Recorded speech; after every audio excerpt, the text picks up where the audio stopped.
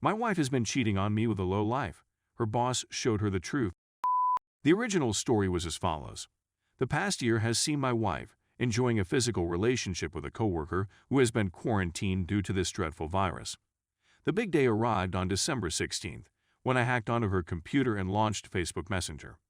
I tried to find out the truth, but I've been duped for the past month and it's getting frustrating. Earlier this week, I came across texts indicating that the AP was having a meeting with the boss, and it didn't sound good at all. After that, I texted the boss's phone number and informed him that the AP was having an affair with another woman. In the hopes of getting him fired, my wife has been told to leave work and go home for the day. I'm meeting with her right now to finally talk to her, hopefully.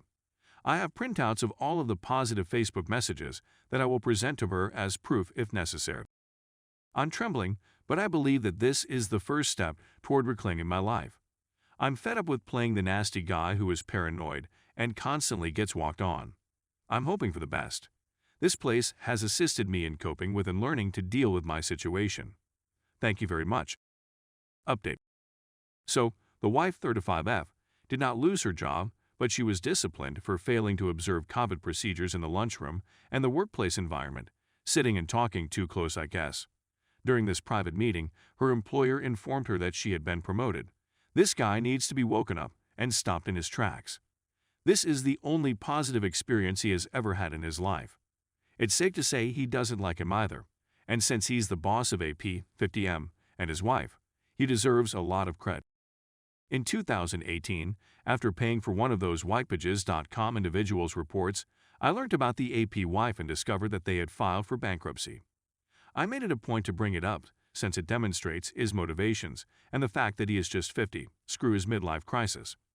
I texted and phoned the AP wife to inform her of the situation. She seemed to have anticipated that something was going on, but had not found any evidence of it. She was such a kind person, and she didn't become upset with me, but instead encouraged me to try and resolve the situation, as they had been having problems for years. As for the wife, she admitted everything, and the printouts of all the locations and messages assisted me in breaking her down in order to demonstrate that I was aware of what was going on. It started to worry her out since she couldn't understand how Facebook or her phone could always know where she was. She was completely unaware of Find My iPhone or Google's capacity to track her all the time. Thank goodness I work in information technology and was able to outwit her here. I never revealed how I discovered it other than to state that I had access to all of her online accounts. Since nothing is truly hidden or deleted on the internet, you have no need to try to keep anything from me. I allowed her a month to tell me the truth when I asked her to do so, but she never did, until she dropped this bombshell on me today.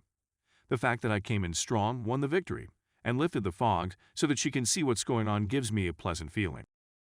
Reconciliation, we're just getting started on this path, and I apologize in advance for disappointing you. But this is the first time my wife has cheated on me in 20 years of marriage, since HS. We have 3 young children, all under the age of 5, therefore we are both playing stick together for them. We've always been in love and have had sex throughout the years. She has only felt estranged from me as a result of the children. However, we never fought or got into any disagreements. She has blocked him on Facebook and erased his contact information, including his cell phone number. She is going to allow me to look at her phone if I ask her to do so. The only person she didn't want me to tell about this romance was her mother, who she thought would be offended. So I'm going to use this as leverage. If she makes a mistake, I'll tell her about it, and maybe I'll even provide evidence. We will begin counseling as soon as possible, because she is also committed to saving the marriage. We wish you the best of luck. Story number 2. After spending Thanksgiving alone for the first time in 14 years, D-Day was this past May. I chose to remain with my folks for the holidays to avoid being alone again. During my visit, I discovered this donation receipt from Goodwill, which was kept on the dresser in my room. I have to tell someone how much it means to me right now. We were together for 9 years before getting married in 2015. We wanted our wedding day to be a reflection of who we were as individuals, something truly special. After much deliberation, we decided to have an outdoor wedding on my brother's wife's property in Michigan's Upper Peninsula. Physically, it's a lovely area, and it holds a special place in our hearts as well.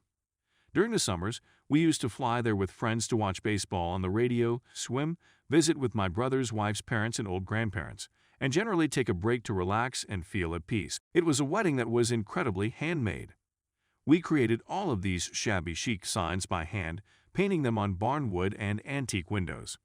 Our signature beverages, mine was Kentucky bourbon and my pups, were root beer and lemonade, respectively, were labeled with these to indicate the way to the restroom and to identify ourselves and our pets. We drafted our own vows, which were officiated by a mutual acquaintance. We took our pets with us as we walked down the aisle. My brothers and father provided the music for the ceremony, which was Long, Long, Long by the Beatles, which they learned from their father. The party continued after the ceremony in the tent, where our friends and family enjoyed pasties and barbecued pig. We were both so preoccupied with conversing with our guests that neither of us had time to eat. I delivered my speech with my arm wrapped around my father's shoulders. Laws, it was my intention to discuss how, in the olden days, marriage was a celebration of not just the combining of two people, but also the joining of two households. I expressed my delight at the recent expansion of my family's numbers by a factor of 2. When people say that your wedding day will be the most memorable day of your life, they're usually exaggerating a little. I believe it was at that point in time for me. After supper, we proceeded to a makeshift dance floor that had been set up in an outdoor tent by a group of friends. Nothing but a Spotify playlist we'd spent weeks curating, making sure to include all of our favorite songs, as well as ones that had special significance to us individually and as a married couple. Tegan and Sarah's Closer kicked off the evening's festivities. We danced till we passed out to the closing song, Dined Out by Titus Andronicus, which was a complete exaggeration. It only occurred to us the next day that we had failed to devise a plan for cleaning up. When we were set to travel for our honeymoon, we were planning on driving around Lake Superior in an RV that we had hired specifically for the occasion. We ended up doing dishes as a result of this.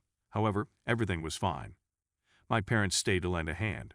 They packed up all of the mementos, including our hand-painted placards, and transported them back to their house to store them in their basement.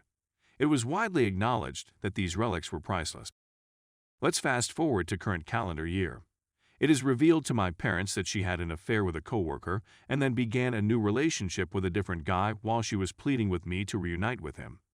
My mother was enraged. She stated that all of the wedding-related items would be donated to a charitable organization. When I looked at the donation receipt on the dresser, I realized what I'd been missing all along. It's completely gone. Every moment of that precious time and affection, all of the warm sensations, my newly extended family, and the memories that were intended to be treasured for the rest of our life. It was all simply an enclosed trailer load, as the receipt states. They are now all sitting in Goodwill, to be seen at by people who will never understand what those things once meant to the owners of the property. Nothing is left but a small slip of paper, which is currently sitting on a dresser at the house where I grew up.